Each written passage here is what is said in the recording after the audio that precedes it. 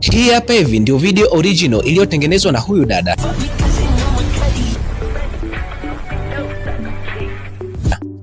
Na hii hapa hivi ndio video ambayo mimi nimeitengeneza.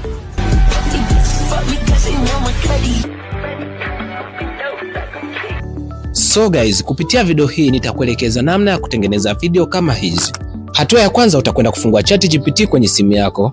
Na baada hapo utakwenda utagusa add photos. So kama mimi unaweza kuona nimeshaweka picha yangu hapo. Then nitakuja kuweka hii prompt hapa. Usijali, nitakuelekeza sehemu pa kuzipata hizi prompt. Na baada ya muda utapata kitu kama hiki. Baada ya kukutengenezewa utapata picha ya design hii hapa. Na then utaidownload. Na hatua ya pili utakwenda kufungua search engine yoyote na then utaandika Flow.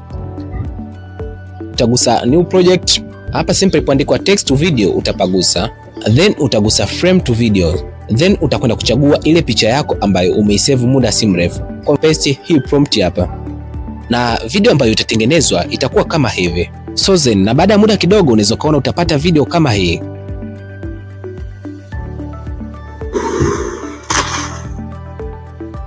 So kama utakuwa unahitaji hizi prompt unaweza kugusa link ambayo nimekuwekea kwenye bio au ukacomment neno channel na mimi nitakutumia katika DM yako. Na prompt zote zetu utazikuta katika WhatsApp channel yetu.